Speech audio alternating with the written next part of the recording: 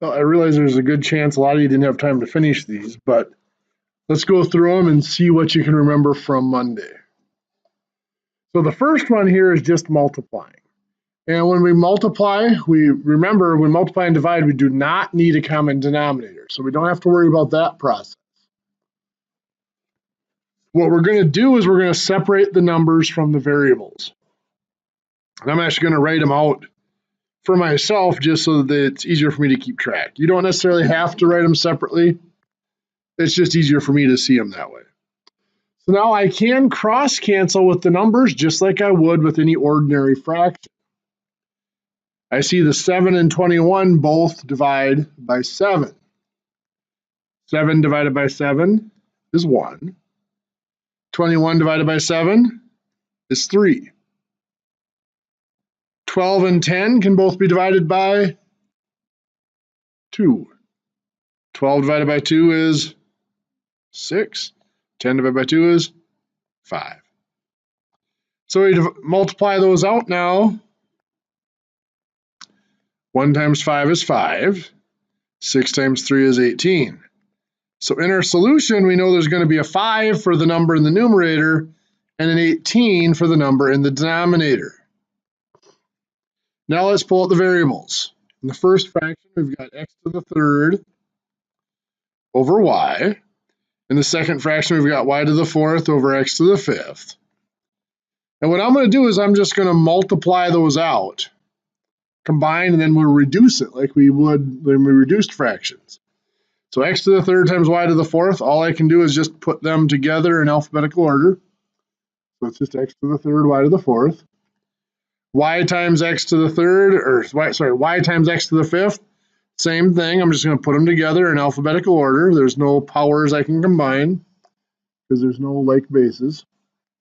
And then I'm just going to reduce that. For x, I have x to the third over x to the fifth. So is that going to end up on top or bottom?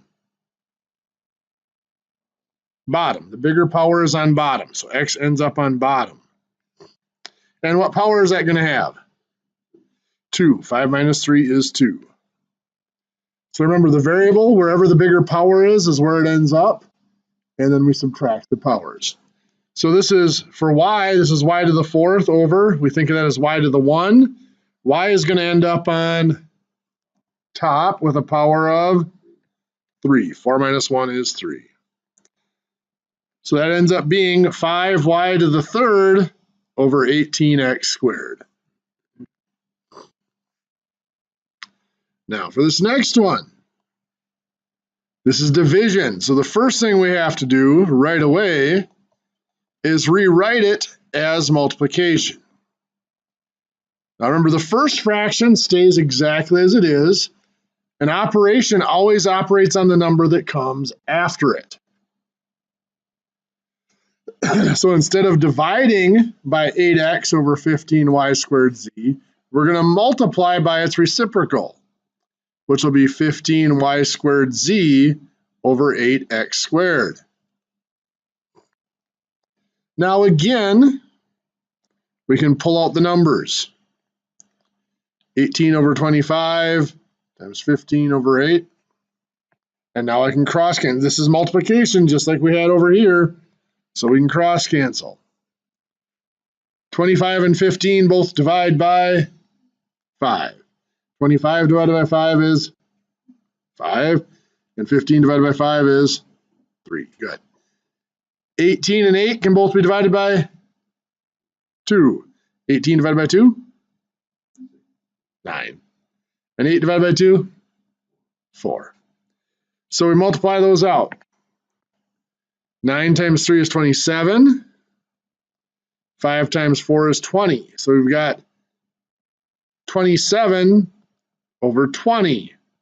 Now, 27 is bigger than the 20, so can I reduce that to 1 and 7/20? No. Why not? Because we have variables here. We don't know the value of those variables. So this isn't necessarily an improper fraction. So the 27 over 20 isn't alone. There's other stuff there that have to be considered. Now we're going to do the variables. I'm going to have to put those up here, it looks like. I'm running out of space. So I've got x to the third y over z squared. Then I've got y squared z over x squared. So I'm going to multiply those out. I'm going to need a little more room. I'll put it down here. I've got x to the third, nothing to combine there. But I do have y times y squared, which is y to the third. And then the z. On bottom, I've just got z squared and x squared, so that's put them in alphabetical order, x squared, z squared. Now I'll reduce this. X to the third over x squared, the bigger power is on top, so x goes on top. 3 minus 2 is 1, so that's just x. Y to the third, there's nothing to combine with that. That just stays on top then. Then z over z squared is a z on bottom. Z squared is the bigger power, 2 minus 1 is 1. So that's 27 xy to the third over 20z. Any questions on the first two? Anybody have the first two right? Anybody think they have no chance of doing the first two right? Okay, that's good at least. So 3 and 4 are addition and subtraction. And remember, for addition and subtraction, the rules change.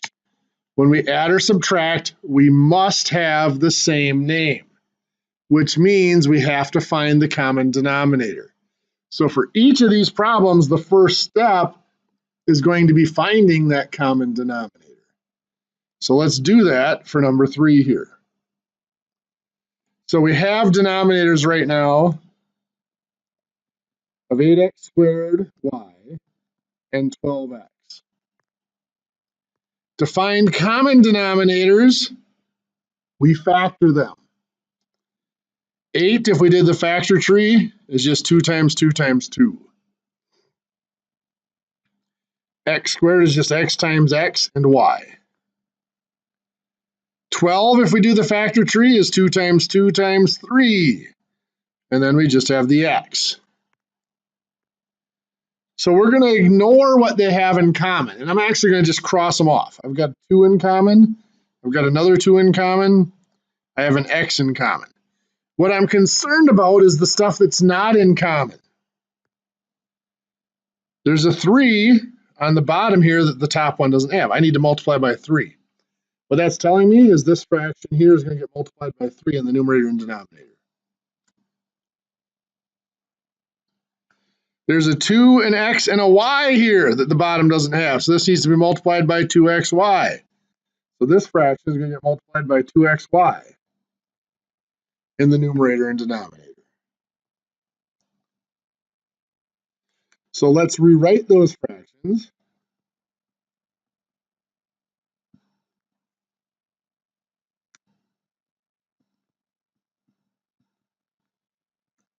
And let's do that renaming. So this one we said had to be multiplied by 3 on top and bottom. This one by 2xy. The reason for that, 8x squared y times 3 is 24x squared y. 12x times 2xy, 12 times 2 is 24. X times x is x squared, and we still have the y. That gives us our common denominator. Up here, 5 times 3, which is 15. Down here we have 7 times the 2xy. Well, 7 times 2 is 14. And we have the xy. So I'm going to pause there. Any questions on the common denominators? So the way we chose to do it here was to do factoring. And like we said, to be a common denominator, it's the least common multiple, which means you have to have all of the factors in common. So the ones that you already have in common don't need to be repeated, but all the other ones have to be put in, have to be multiplied in. For number 4, we'll use the other method of finding the common denominator, so you can look at that. Now that these have the same name, we're going to go ahead and add. Remember, when we add or subtract, we combine counts and just keep the same name. We have 15 plus 14xy That is simply 15 plus 14xy over our common denominator of 24x squared y.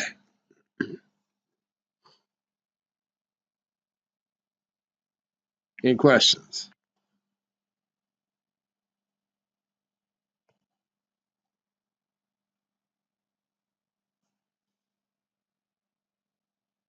Okay. For number 4, we could do the same strategy of factoring like we did here. It would work just fine. We could factor the 10a, which is going to be 2 times 5 times a. We could factor the 15b squared, which is going to be 3 times 5, and then b squared is b times b. And we could use those factors if we wanted to. I want to look at this a slightly different way. We can look at just the numbers. What is the least common denominator for 10 and 15 going to be? You're thinking factors. You got to think numbers got to be bigger. Denominators have to be bigger. 30. 30 is going to be the smallest number that both 10 and 15 go into. Yeah, it's real easy to hit that greatest common factor and least common denominator. So 30 is the smallest number that both 10 and 15 go into. And remember the shortcut, once you found the number for the variables, it's just the largest power of either variable. So here there's an a and over here there's no a. So the largest power is just the a to the 1, or just a. For b, again, there's no b here. This is b squared, so the largest power is just the b squared. So 30a b squared is going to be our least common denominator.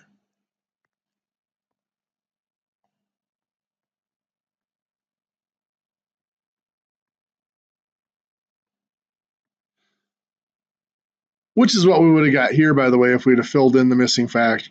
You know, we got 5 in common, top needs a 3, b, and another b, and so on.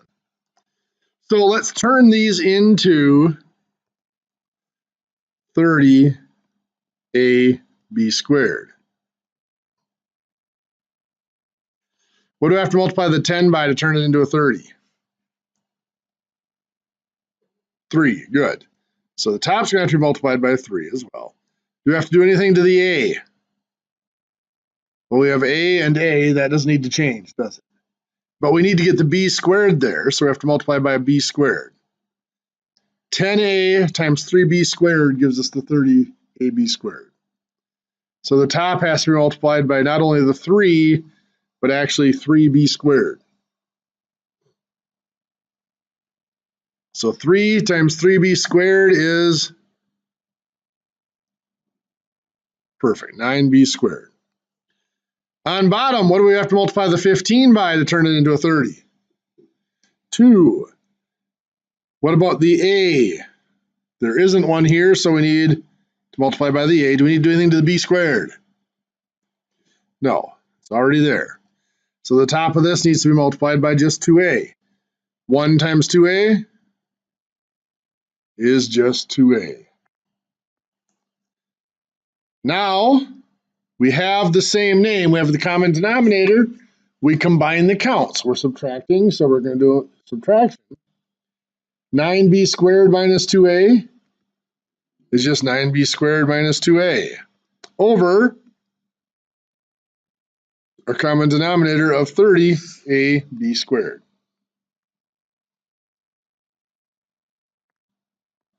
What do you think? Better than a sharp stick in the eye?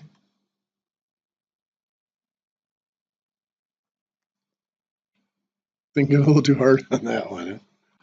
Okay. So now our next step today is we are going to move on to talking about mixed numbers. The biggest advantage for you guys with mixed numbers is we've already mentioned this. When there's variables in there, we can't turn them into mixed numbers. So for what we're dealing with today, operations with mixed numbers, there won't be any variables in them. It'll be strictly numerical, no algebraic numbers. And remember, a mixed number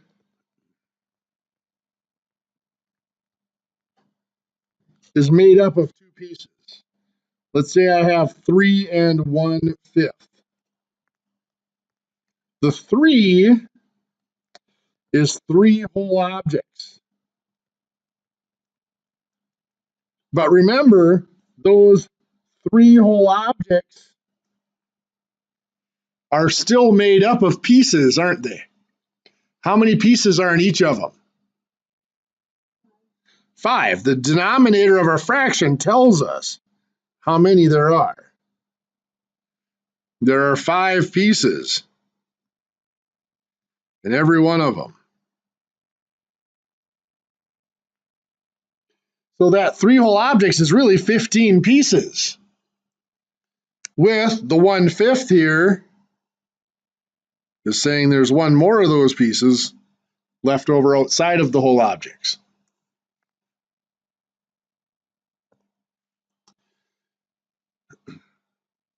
So let's look at addition and subtraction. Start with addition with our mixed numbers. Remember, when we add or subtract, like we said before, we must have the same name. We can only combine things that have the same name, right down to the place value. So if I have something like 7 1/8 plus 2 3/5. Now, I always write addition vertically. It's just the way I think. So 7 1/8 plus 2 3/5. Now, you'll notice when I wrote that out, I lined up that fraction at the end, almost like it's just the last digit of the number. Because, in fact, that's all it is. This is a number with digits. We have the 7 and the 2 that are in the ones digit. The 1/8 and the 3/5 are both in the fractions digit. Now, the fractions digit, however, isn't always a consistent name, so we have to give it a consistent name. In other words, we still have to find common denominators for that fraction digit. So the 7 and the 2 don't change. The whole numbers don't change. But we have to rename the fraction. For 8 and 5, what's our common denominator going to be? 40. Very good. So what do we do to the 8 to turn it into a 40? Times 5. Good. And so the 1 is multiplied by 5 to give us 5 over 40. Remember, 5 over 40 is the same as 1/8. We've just renamed it. It looks different, but it is the same value. How about down here? What do we do to the 5 to turn it into a 40? Multiplied by 8. So we have to do 3 times 8 to get 24. Again, 24/40 is the same value as 3/5. So 2 24/40 is the same as 2 3/5. We just renamed it so that we could have that same place value in our fractions digit, a 40th. Now we go ahead and do our operation of adding. Just like any other addition, we start on the right and we work our way back to the left. For our fractions, we combine the counts. 5 plus 24 is 29, and that's still going to be 40th. We keep the same name. 7 ones and 2 ones make 9 ones. Now, it doesn't stay quite that simple. We can have something like this.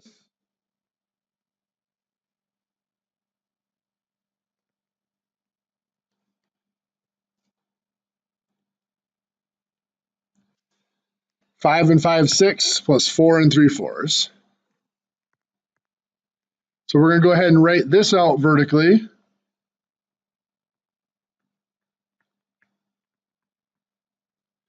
We have denominators of 6 and 4ths. What is our common denominator going to be? 12. Very good. Now I should note, a lot of textbooks teach that you just have to rewrite the fraction. I always rewrite the whole number as well, just because for some reason I sometimes forget to do the whole number part if I just rename the fraction. But anyway, what do we do to the 6 to turn it into a 12? Times 2. So the 5 is multiplied by 2 to make 10. What's this going to become down here?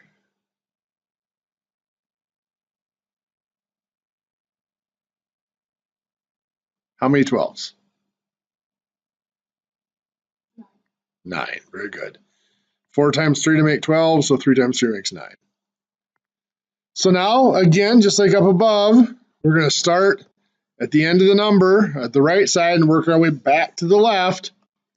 So we start with our fraction. 10 twelfths and 9 twelfths make 19 twelfths. Well, the problem we have with that is it's an improper fraction. It is more than 1. I can take 12 out of the 19 once and make a whole object. How many pieces would I have left over? 7. So that's 1 7 twelfths. So just like we do with any other numbers, we're going to keep part of it and carry part of it. Well, this is ones, so I'm going to carry that over into the ones place. I'm going to keep my 7 twelfths in my fractions place. 1 and 5 is 6, plus 4 is 10. So that's 0, and we carry over the 1. So 10 7 twelfths.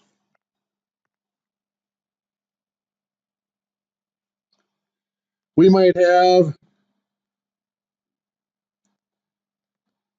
279 2/3 plus 358 and, oh, what do I want to put in there? Let's go 4/5.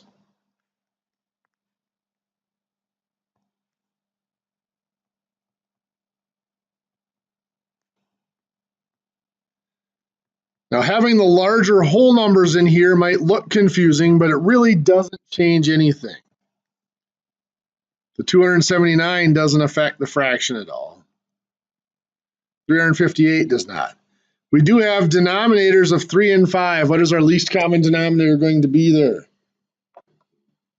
15 is what we're going to end up with. Very good.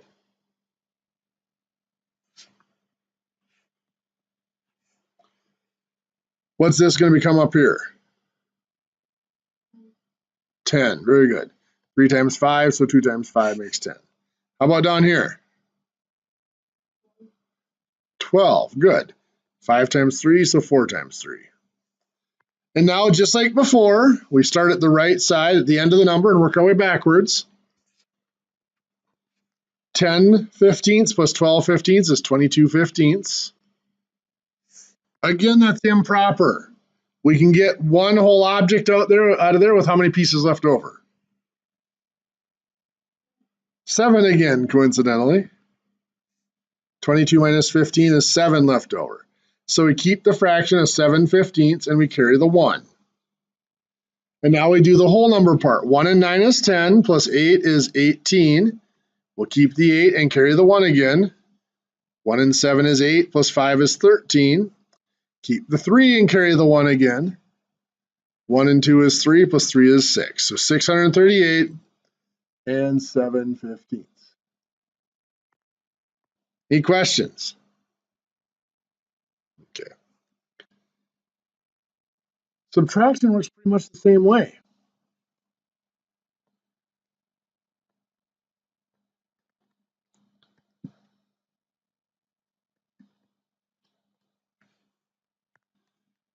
I'm just going to go ahead and write them out vertically like this.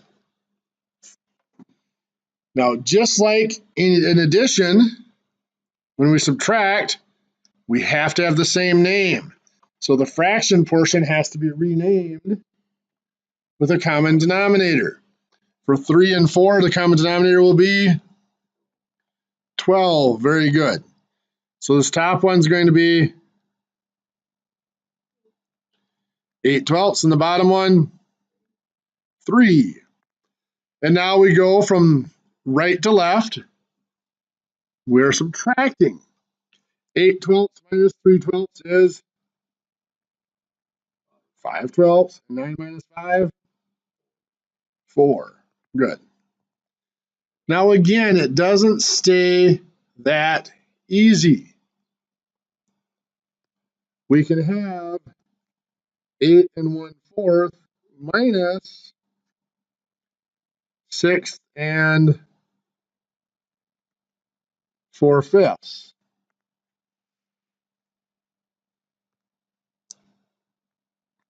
We need our common denominator again. So 4 and 5, what's it going to be? 20, good. The top one's going to be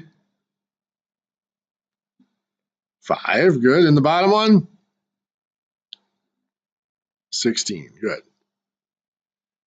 So once again, we start on the right and we work our way back to the left. 5/20 minus 16/20 can't be done, can it? Just like any other number we can borrow. We borrow from the 8, it becomes a 7. But what we borrowed there is one whole object. That one whole object contains, we have to look to the denominator, 20 pieces. So we have 5 pieces, we have to add 20 more to it for the one we borrowed. So that makes this 25/20. If you think of that as being a mixed number, 25/20 is 1 and 5/20. That's the one that we borrowed. So now we can go ahead and subtract. 25 minus 16 is 9/20. 7 minus 6 is 1. What do you think? I'm going to have you guys try one.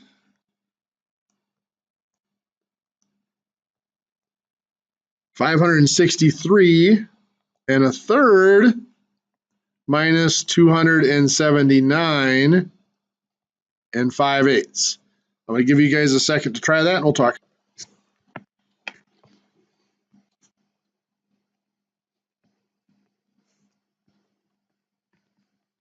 What's our common denominator going to be? 24, good. 3 times 8, so 1 times 8 is 8/24. 5/8 becomes 15/24. So we go to subtract. 8/24 minus 15/24 can't be done, so we borrow. We borrow from the 3 to make it a 2. What's the 18/24 become? 32, very good. We have to add the denominator because what we borrowed was one whole object. 32 minus 15 is 17/24. And now we finish out the subtraction. 2 minus 9, we've got to borrow. That'll be 5 and 12. 12 minus 9 is 3. 5 minus 7, we got to borrow. This will be 4 and 15. 15 minus 7 is 8. 4 minus 2 is 2. 283 and 17/24. Any questions? Okay. Multiplication. If I have something like 7 3/4 times 3 1/5.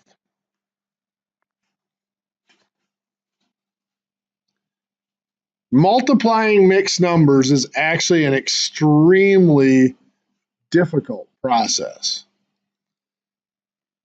In fact, if we went to a university and tracked down 10 math majors, I would be shocked if even 1 out of the 10 could multiply mixed numbers correctly. So what do? Well, we avoid it. How do we get around multiplying mixed numbers? There you go. We turn them into improper fractions. 7 3/4 is going to become how many fourths? 31. Very good. As we saw in our illustration earlier, that 7, each of those 7 contains 4 pieces, so it's 7 times 4 is 28, plus the 3 that are already there makes 31 pieces.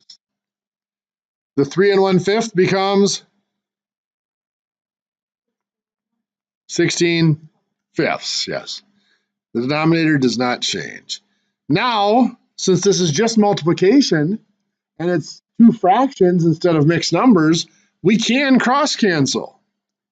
The 4 and 16 both divide by 4. 4 divided by 4 is 1, and 16 divided by 4 is 4. So now we've got 31 times 4 is 124. 1 times 5 is 5.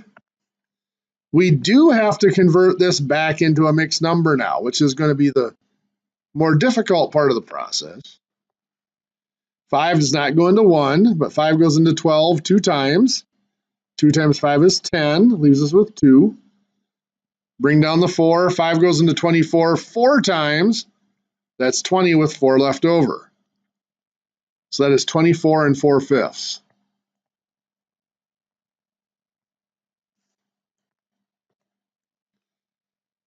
Anybody want to see how we would multiply those out as mixed numbers just for fun? Yeah? Okay. So that's 7 3/4 times 3 1/5.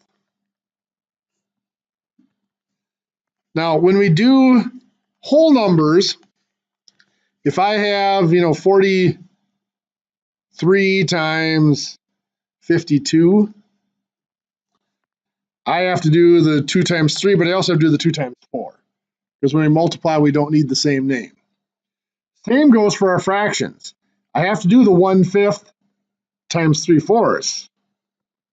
1 times 3 is 3, and 5 times 4 is 20. But I also have to do the 1/5 times the 7. How do I multiply a fraction by a whole number? I make the 7 over 1. So 1 times 7 is 7, 5 times 1 is 5, which is 1 2/5. Then I have to do the 3 times 3/4. So 3 over 1 times 3 over 4. 3 times 3 is 9, and 1 times 4 is 4, which is 2 1/4. And I have to do the 3 times 7, which is 21. Now to combine those, I need common denominators. Common denominator is going to be 20. 2/5 becomes 8/20. 1/4 becomes 5/20. Now I combine 3 and 8 is 11 plus 5 is 16. 20ths. Well, 16/20 can reduce to, what's that? 4/5. You got it. 1 and 2 is 3 plus 1 is 4, and the 2, 24 4/5. Which is exactly what we got up here. I'm thinking the improper fractions are a lot easier.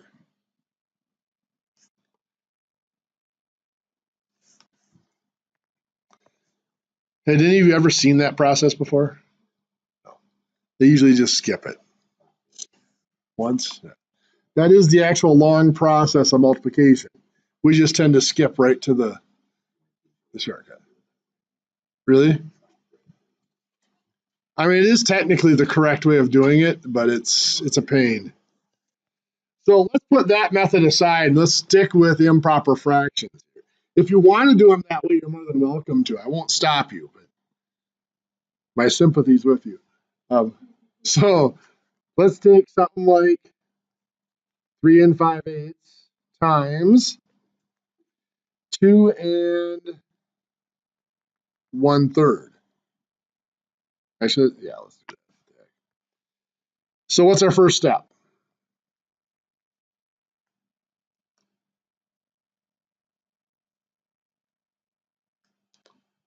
We make them into improper fractions, right? 3 5/8 is going to become 29/8. 3 times 8 is 24, plus 5 is 29. Sure.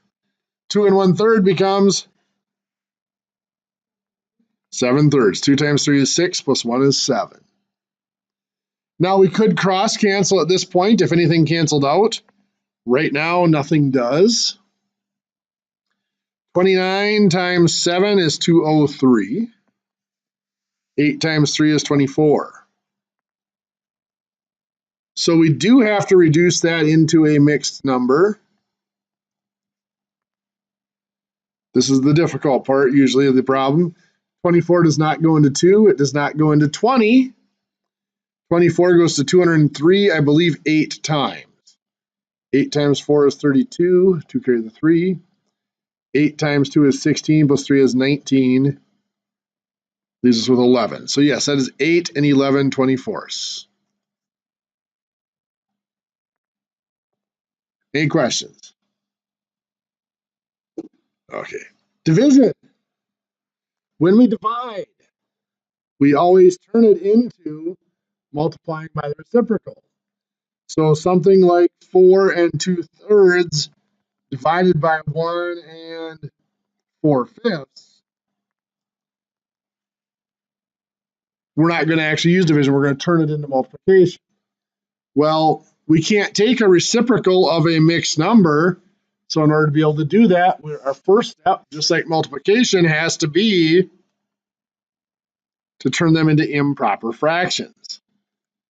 So 4 2/3 becomes 14/3. Good. 4 times 3 is 12, plus 2 is 14. And our denominator stays the same. 1 4/5. 9/5. Now, can we cross cancel the 3 and the 9? Say no. Why not? Yeah, it's division at this point. We can only cross cancel in multiplication. The 14 over 3 will not change, but we'll take it to multiply by 5 over 9. Now at this point we can cross cancel because now it is multiplication. Unfortunately, there's nothing that cancels right now. So 14 times 5 is 70, and 3 times 9 is 27. So we reduce that down. 27 goes into 70 twice. That would be 54, with 16 left over. So that's 2 and 16 27ths. What do you think? The biggest temptation to resist when dealing with the fractions is reducing once you make them into improper fractions. You have to make sure you flip it. Take the reciprocal first. So it's multiplication before you do any cross canceling. Now, we've got just a few minutes left, so I want to show you a magic button on your calculator. How many of you have Texas Instruments calculators? A few of you? Okay. On the Texas Instruments calculators, it's ABC. If you are using a cell phone calculator, most cell phone calculators do not have a fraction function. If you have a Sharp or a Casio, theirs is generally something like this, UND, or even sometimes just that. But anyway, if you have that fraction key on your calculator, any of those, you can enter something like, well, let's just do this. Let's enter 28 21st. You would just type in 28, you'd press whichever key you have, and then 21, hit equals, and it'll actually put out something like this. One, okay. What model calculator do you have? TI-36? Okay, on that one, there is a second function that is, I believe it's ND to UND like this or something like that. If you hit second and then that function, it'll convert it into a mixed number of 1 1/3. Ask me after class, I'll help you find it. That I think is for converting measurements.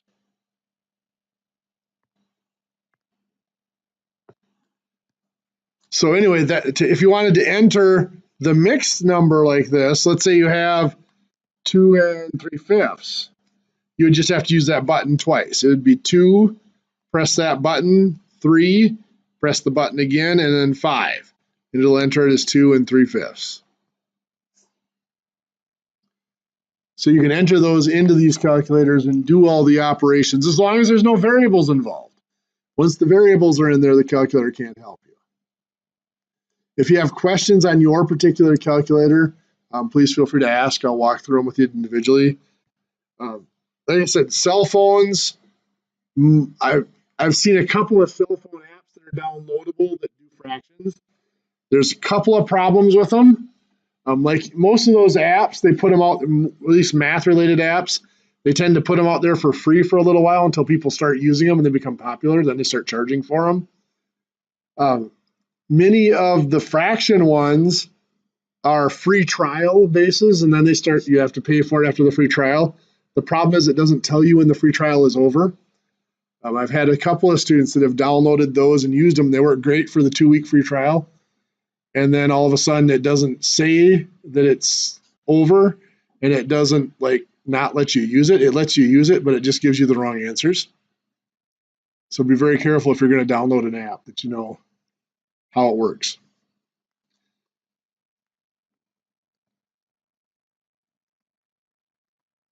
There is a new quiz due for tomorrow. That's Thursday at 11:59 p.m. And there is new homework that is due for Monday. I believe I announced it last Monday as well, but remember the Unit 2 test is coming up next week, Thursday.